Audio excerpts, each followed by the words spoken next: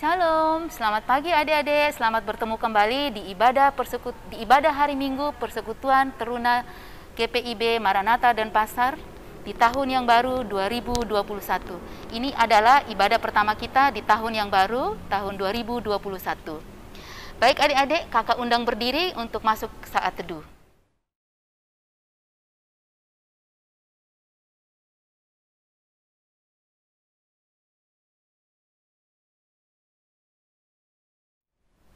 Saat teduh selesai, mari kita sama-sama menaikkan pujian dari Kidung Jemaat 21 bait 1, Hari Minggu, Hari yang Mulia.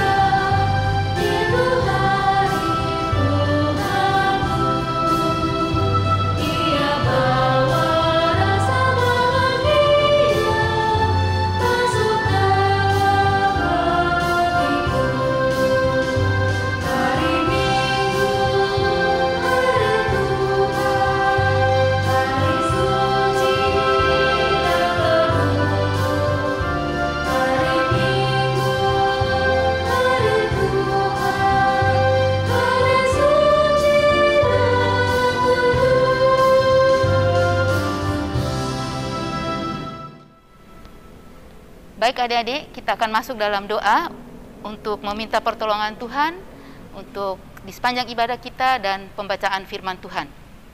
Mari kita berdoa. Bapa di surga, Bapa yang kami puji, yang kami sembah di dalam Tuhan kami Yesus Kristus, Tuhan dan Juru Selamat kami. Terima kasih banyak ya Tuhan atas kesempatan yang Tuhan sudah berikan kepada kami. Terima kasih banyak untuk nafas kehidupan yang Tuhan sudah berikan untuk kami. Dan kami mengucapkan terima kasih banyak juga ya Tuhan karena Tuhan sudah membolehkan kami untuk datang beribadah, untuk mengucap syukur atas segala pertolongan-Mu di sepanjang malam tadi ya Tuhan. Bapa yang dalam surga, saat ini kami hendak beribadah ya Tuhan. Kiranya kasih setia-Mu menolong kami. Engkau mau tolong kami satu persatu ya Tuhan. Biarlah ibadah ini boleh berlangsung hanya di dalam nama Tuhan kami Yesus Kristus. Biarlah Tuhan sendiri yang memimpin dari awal, pertengahan sampai selesai. Ya Tuhan, kami juga mohon pertolongan-Mu ketika kami membaca dan mendengarkan firman-Mu serta merenungkannya. Biarlah Tuhan mengurapi kami satu persatu ya Tuhan, sehingga firman yang kami dengar, yang kami renungkan tidak berlalu begitu saja, tetapi tinggal dan diam di dalam hati kami masing-masing, sehingga kami dapat melakukannya dalam kehidupan kami hari lepas hari. Inilah doa dan permohonan kami ya Tuhan, ampuni kami akan segala salah dan dosa kami. Terima kasih Tuhan Yesus. Amin. Kita akan menyambut firman Tuhan dengan menyanyi bersama dari Kidung Muda-Mudi 128 bait 1. Ku diberikan kidung baru.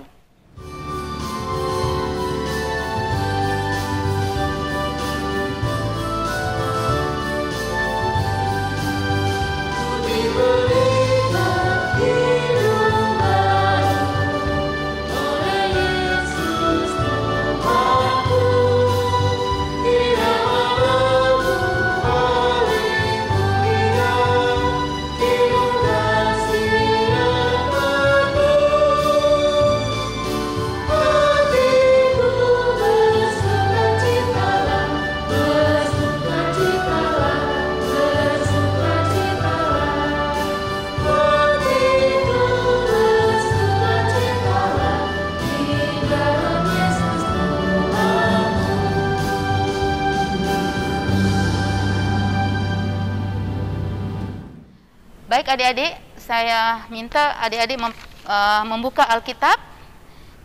Kita akan membaca firman Tuhan dari Injil Matius pasal 8 ayat 1 sampai 4. Kita akan baca secara silih berganti, kakak akan baca ayat yang ganjil dan adik-adik serta kakak-kakak yang lain akan membaca ayat yang genap, dan seterusnya sampai di ayat yang keempat kita akan baca secara bersama-sama. Injil Matius pasal 8 ayat 1 sampai 4.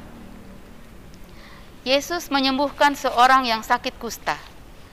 Setelah Yesus turun dari bukit, orang banyak berbondong-bondong mengikuti dia.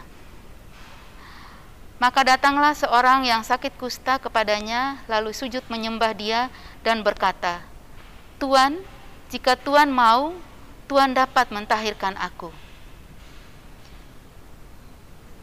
Lalu Yesus mengulurkan tangannya, menjamah orang itu dan berkata, "Aku mau, jadilah engkau tahir." Seketika itu juga tahirlah orang itu daripada kustanya. Bersama-sama, lalu Yesus berkata kepadanya, "Ingatlah, jangan engkau memberitahukan hal ini kepada siapapun, tetapi pergilah, perlihatkanlah dirimu kepada imam dan persembahkanlah persembahan yang diperintahkan Musa sebagai bukti bagi mereka." Demikianlah pembacaan firman Tuhan. Haleluya.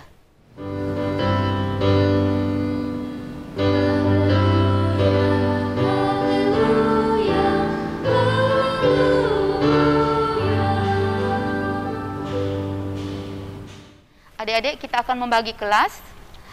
Kelas Eka akan dipimpin oleh Kak Dianti dan kelas Dwi akan dipimpin oleh Kak Charles. Tuhan Yesus memberkati.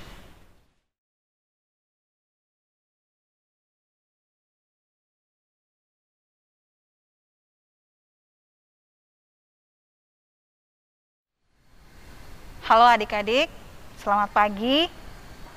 Selamat bersua kembali di tahun yang baru di 2021. Kak Dianti mengajak adik-adik tadi bersama kakak-kakak yang bertugas hari ini. Tadi kita sudah membaca kitab Matius 8 ayat 1 sampai 4.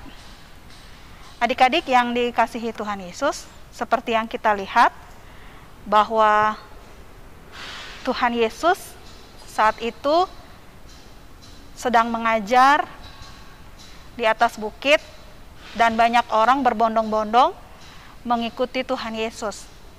Ketika Tuhan Yesus turun dari bukit, maka ada seorang kusta yang sedang sakit kusta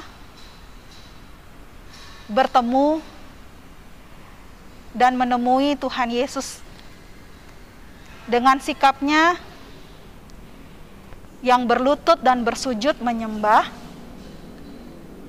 orang kusta ini di dalam kehinaannya, di dalam kerendahannya, dia memohon kepada Tuhan Yesus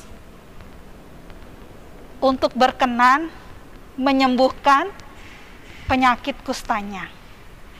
Adik-adik yang diberkati oleh Tuhan Yesus,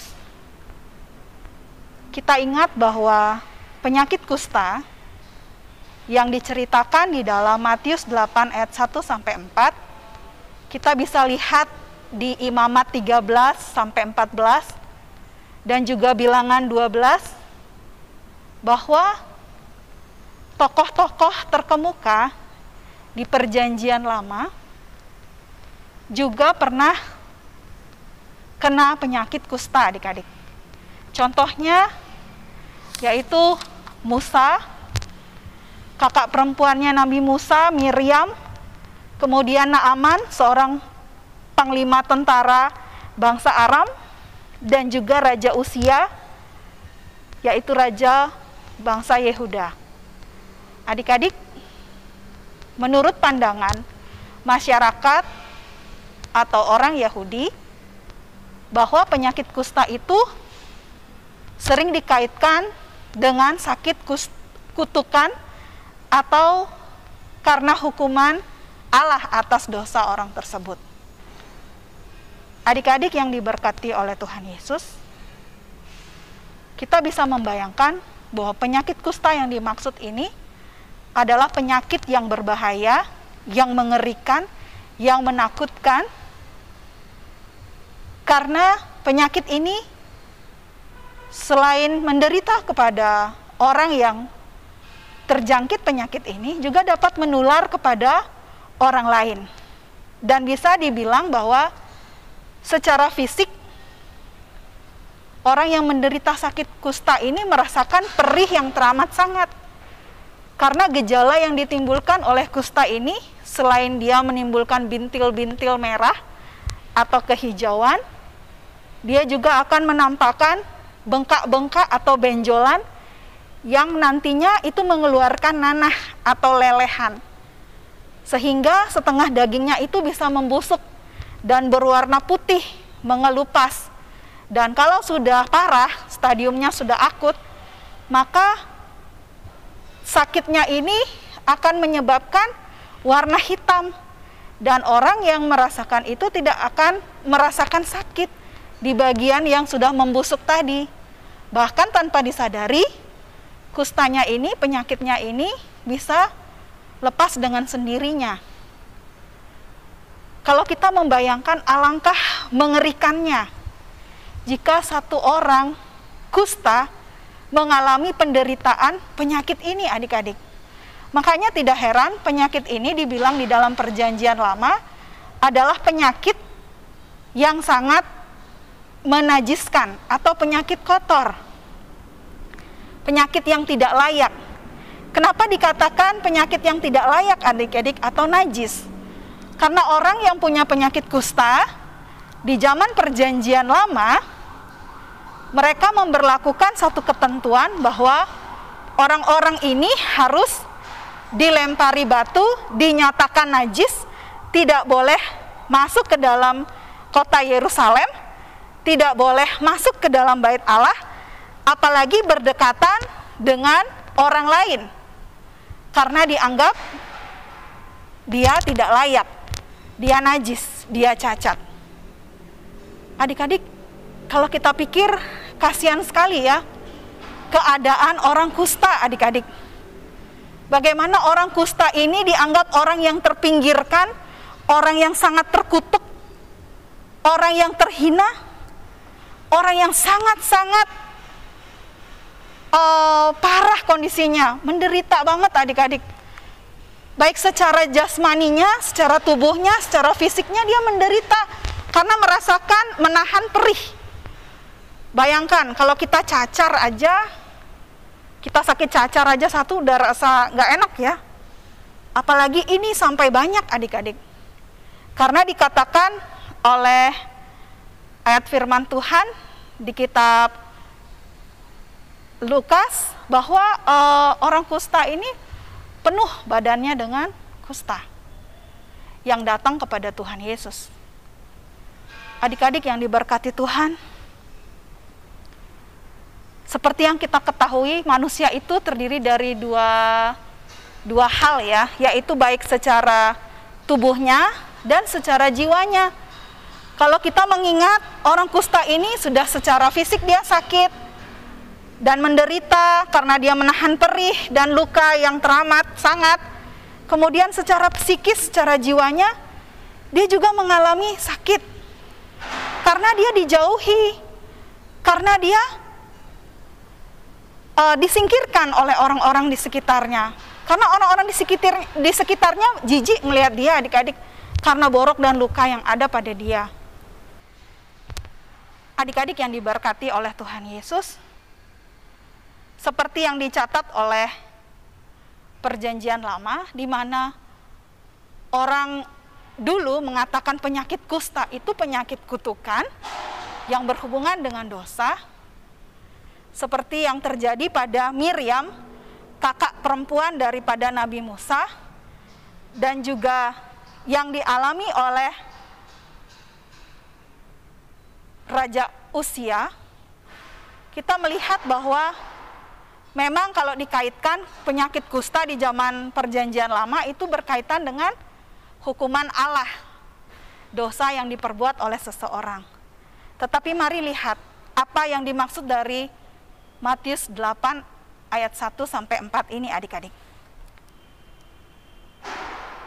Waktu di Perjanjian Lama, jangankan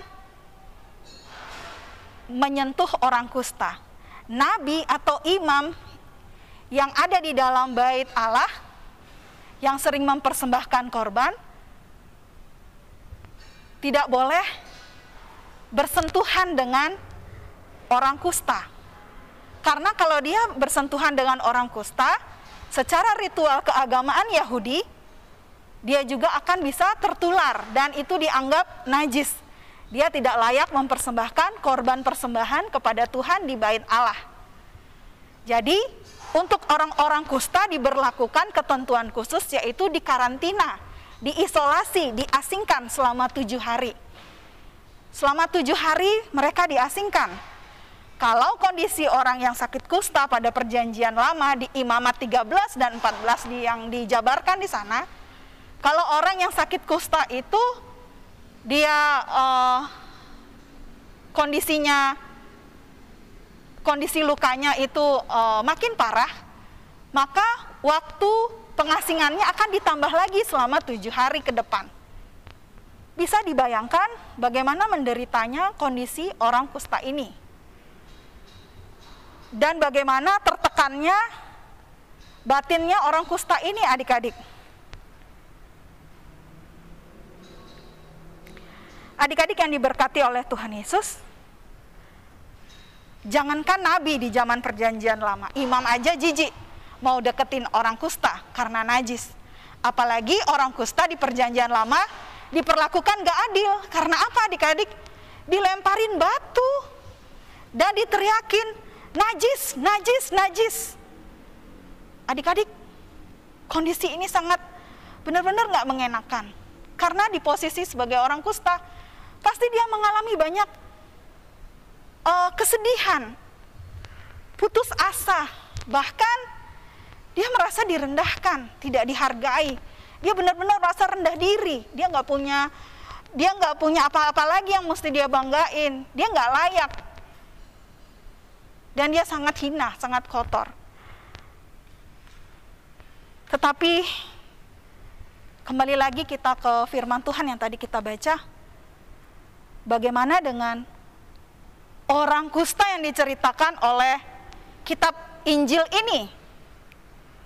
Ternyata orang kusta ini telah mendengar kabar tentang Mesias yang ia yakini akan membawa pengharapan bagi orang-orang yang hina, yang dikucilkan, dan orang yang dianggap terkutuk, orang yang direndahkan, akan menerima pengharapan yang baru, akan menerima pemulihan, akan mendapatkan penghiburan, akan mendapatkan pembebasan dari sakit penyakit yang ia alami, ia derita.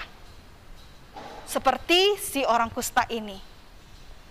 Adik-adik yang diberkati oleh Tuhan Yesus Kristus, itu kenapa di ayat yang kedua, orang kusta ini ketika melihat Tuhan Yesus, yang saat itu adalah seorang rabi, seorang guru, benar-benar dia merendahkan diri, benar-benar dia bersujud, dia menyembah, dan dia berkata, Tuhan, jika Tuhan mau,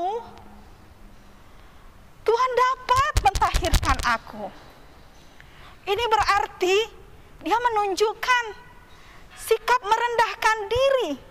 Dia itu adalah seorang yang tidak berdaya, yang tidak dapat melakukan apa-apa, tidak bisa berharap kepada siapapun, hanya berharap kepada belas kasih Tuhan. Karena dia percaya dengan kesungguhan hati dan imannya, dia menyapa Tuhan Yesus dengan cara seperti itu, Tuhan bisa berkenan menyembuhkan penyakitnya.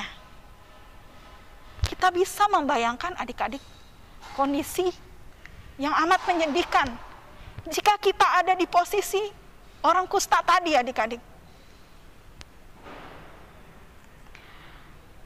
Maka adik-adik, dengan kesempatan itulah Tuhan Yesus tergerak hatinya untuk menolong orang yang merasa terpinggirkan, orang yang merasa kecewa, orang yang merasa putus asa dan sudah tidak ada lagi daya ini, adik-adik, yaitu si orang kusta ini.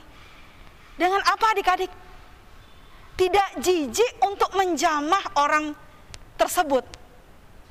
Sekali lagi, Di perjanjian lama, imam bahkan rabi jijik melihat ada orang kusta. Tetapi di sini luar biasanya Tuhan Yesus. Dia menyentuh, dia menjamah orang kusta itu. Bahkan Tuhan Yesus berkata, "Aku mau, jadilah engkau tahir." Adik-adik, ini menandakan bahwa atas kemurahan, atas belas kasih dan kasih sayang Tuhan Yesus sebagai Tuhan, dan melalui tangannya dia berkuasa untuk menyatakan kedaulatannya atas apa yang dikehendakinya untuk supaya orang kusta ini sembuh, adik-adik. Karena Tuhan Yesus punya otoritas dan kuasa kepada siapapun yang dikehendakinya menerima karya agungnya. Yaitu apa, adik-adik? Berupa pemulihan, pentahiran, penyucian. Kalau dipikir, adik-adik, kita sama dengan orang kusta ini, adik-adik. Kalau orang kusta ini, dia bergumul dengan boroknya. Tetapi kita orang percaya, kita belajar dari sikap orang kusta ini, bagaimana dosa kita kadang-kadang menjauhkan kita dengan Tuhan. Dan oleh karena kasih Tuhan, kita bisa ditahirkan, kita bisa disucikan. Karena dia mau kita juga memperoleh keselamatan, anugerah itu, adik-adik. Adik-adik yang diberkati oleh Tuhan Yesus.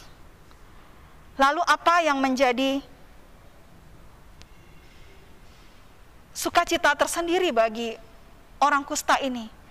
Ketika Tuhan Yesus menjamah dia, menyentuh bagian tubuhnya yang sakit itu, seketika itu juga dikatakan di ayat ketiga, tahirlah orang itu daripada kustanya. Ini berarti dia kembali suci, dia kembali tahir, sembuh, pulih. Tidak aja sampai di situ, adik-adik. Tuhan Yesus memanggil dia dan berkata sekali lagi kepada dia, mengingatkan dia bahwa dia, orang kusta ini, harus mengikuti aturan, ketentuan yang ada di masyarakat Yahudi, yaitu melaporkan dirinya kalau dia sudah tahir lewat para imam yang bertugas di Bait Allah. Jadi adik-adik yang diberkati Tuhan, kisah ini luar biasa ya. Bahwa ketika Tuhan Yesus mengatakan itu, ini berarti menunjukkan bahwa orang kusta ini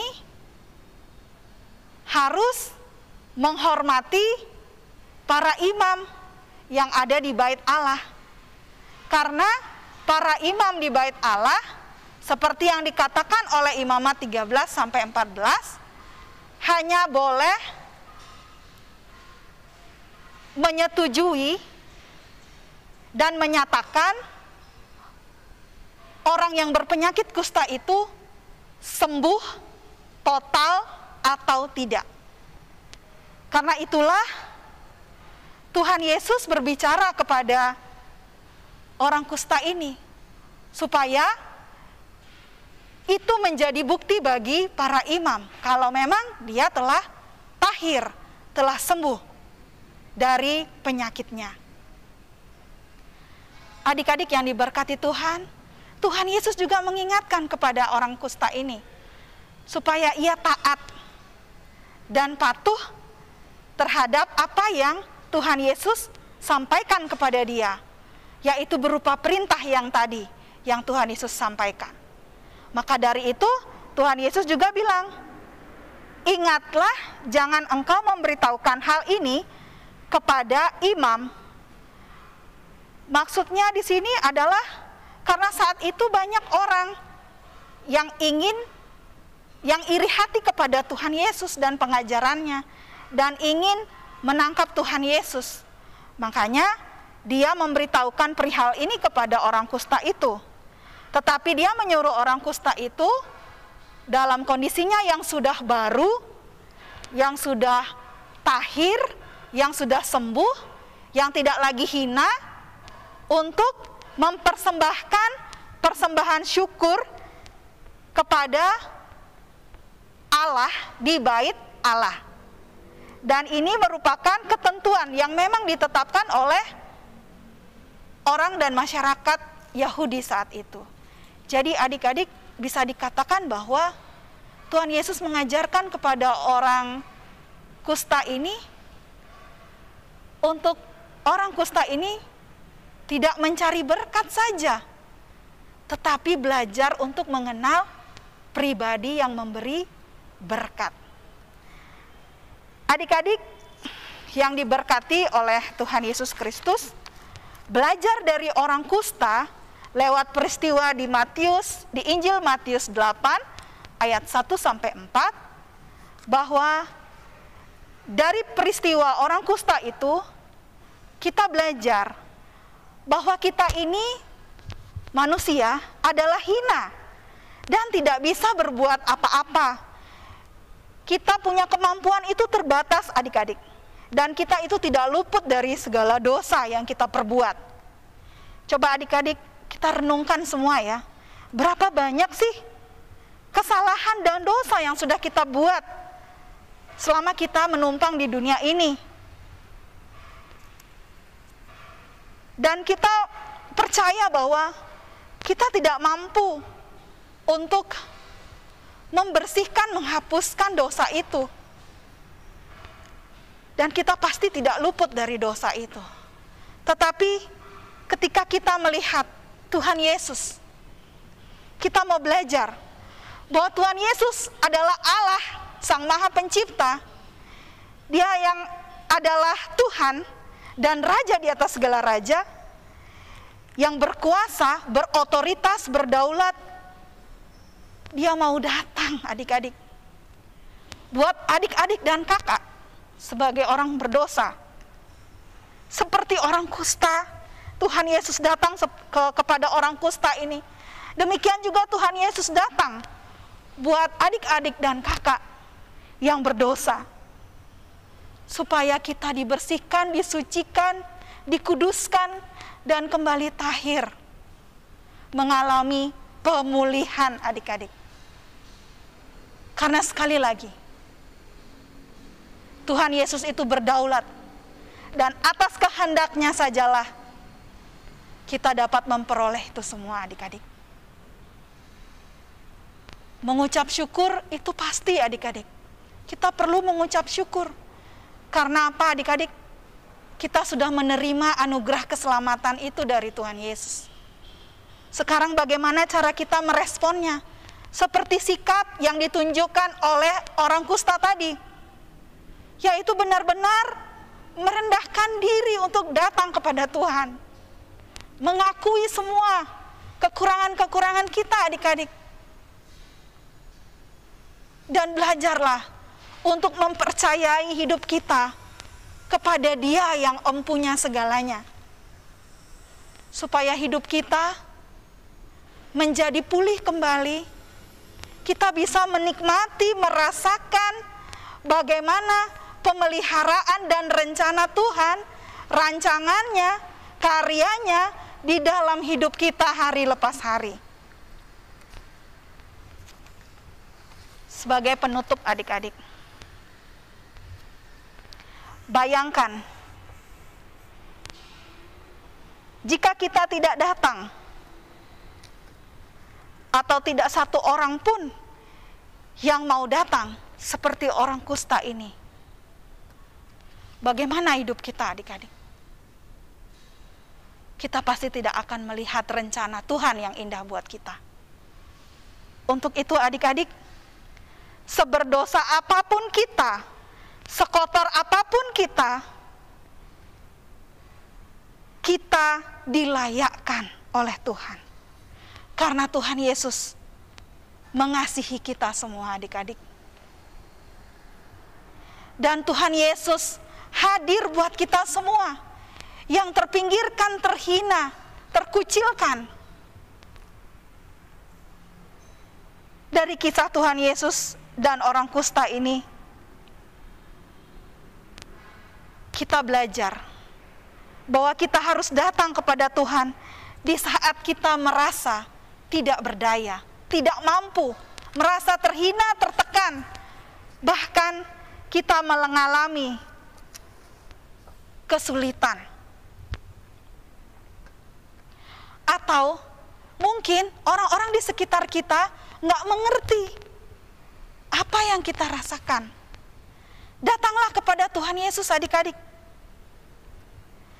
Dan sebagai pengikut Tuhan Yesus, kita diingatkan kembali lewat peristiwa ini, bagaimana kita harus hadir untuk teman-teman kita, saudara-saudara kita yang merasa terpinggirkan, tidak diistimewakan, terhina, tersakiti, bahkan ada yang merasa dibully adik-adik, dibully karena bodoh, karena nggak cantik, karena jelek, karena tidak tampan, karena body shaming dan sebagainya.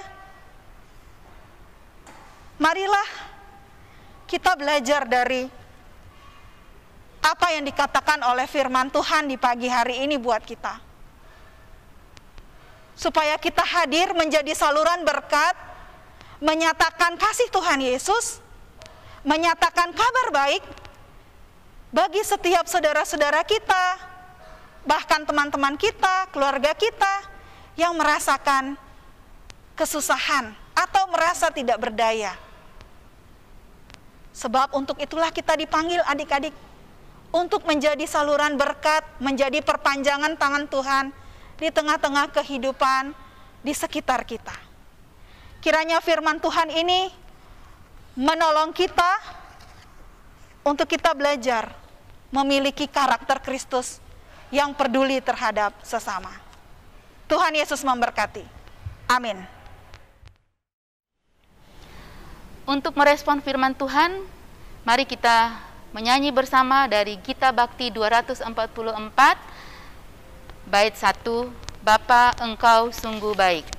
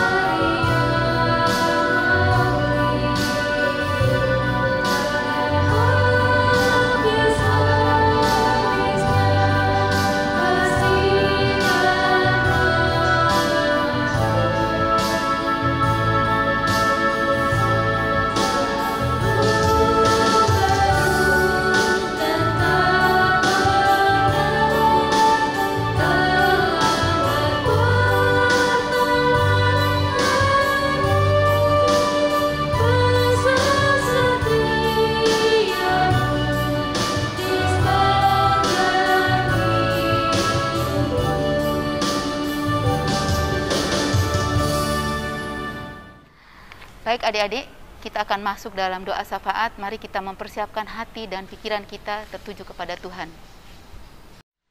Adik-adik sekalian, mari kita tunduk kepala, kita menaikkan permohonan kita kepada Tuhan. Mari kita berdoa. Ya Allah Bapa di dalam kerajaan surga, kami bersyukur sebab perbuatan-Mu sungguh ajaib dalam kehidupan kami.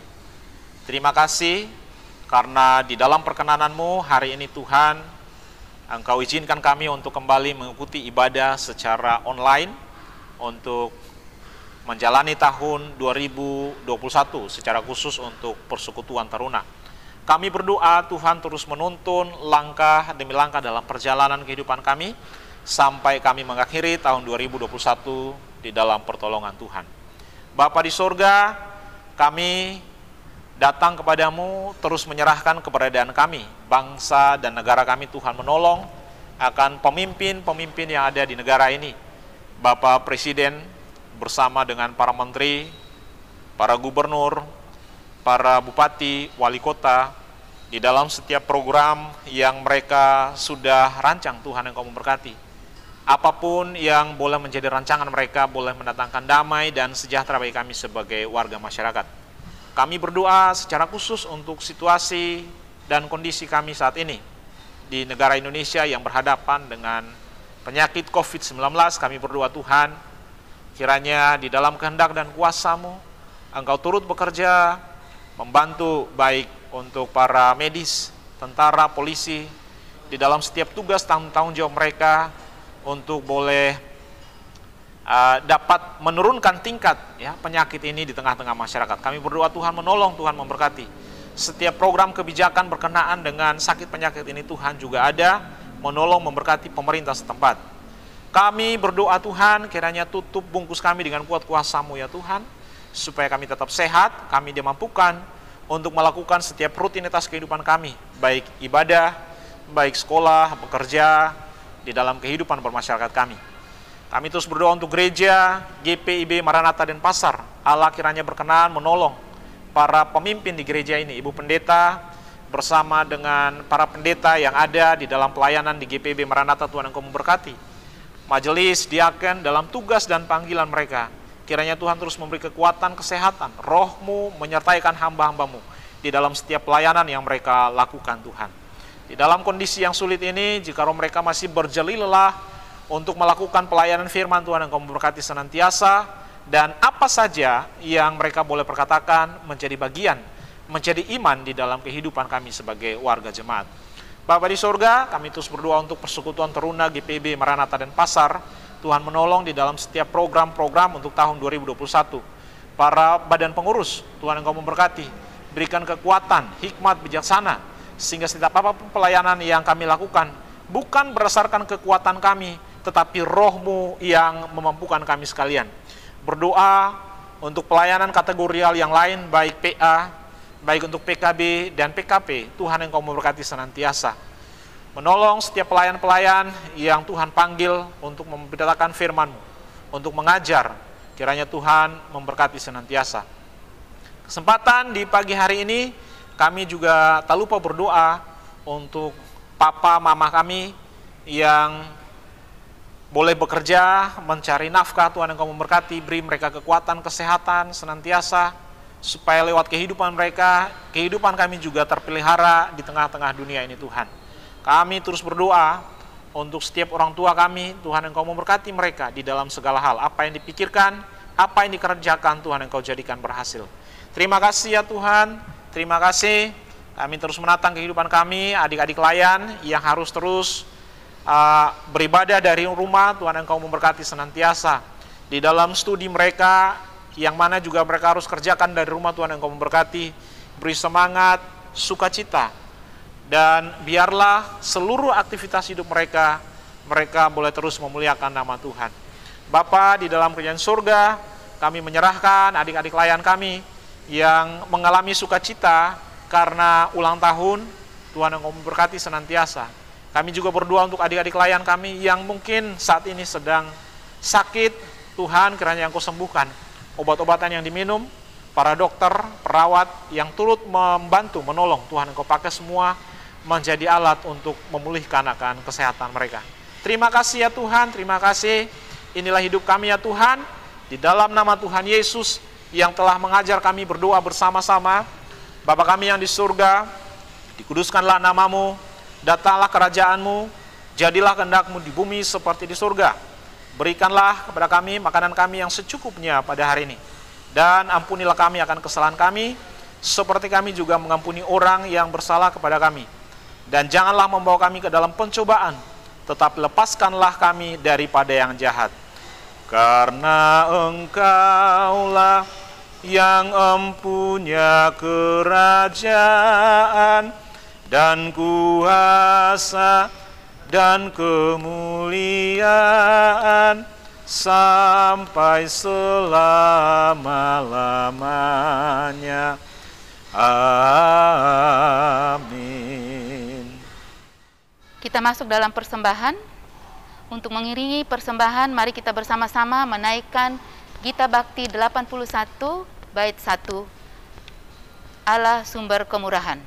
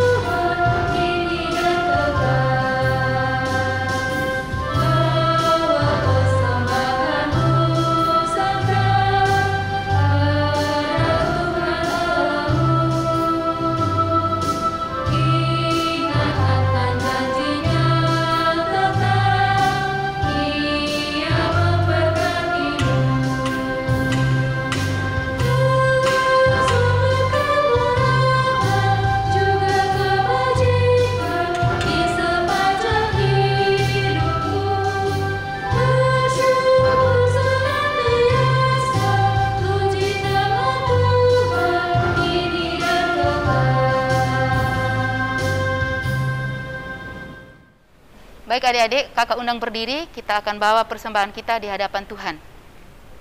Mari kita berdoa. Terima kasih banyak ya Bapak atas segala pertolongan dan penyertaan kepada kami. Terima kasih atas berkat yang Tuhan sudah berikan kepada kami hari lepas hari. Bapak yang dalam surga, saat ini kami sudah memberikan sedikit daripada apa yang Tuhan sudah berikan kepada kami.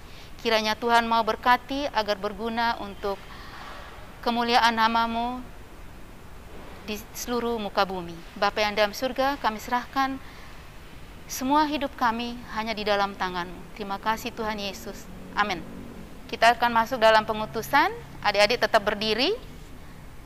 Mari kita sama-sama bernyanyi dari Gita Bakti 120 bait 1, Kristus memanggil diriku.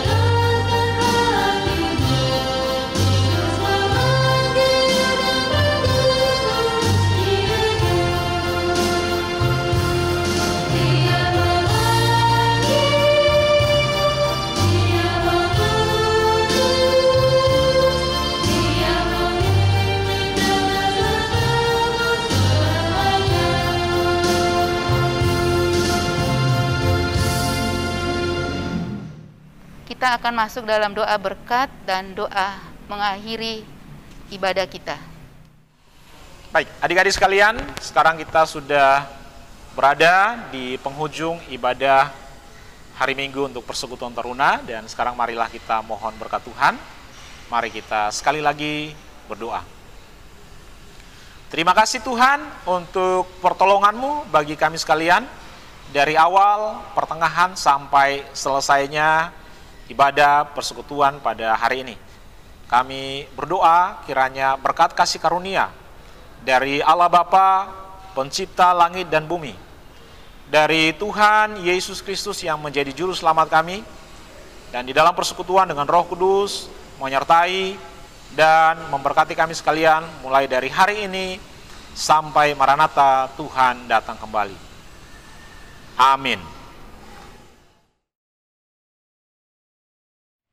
Kiranya firman Tuhan yang sudah kita dengar menjadi berkat buat adik-adik di dalam kehidupan sehari-hari.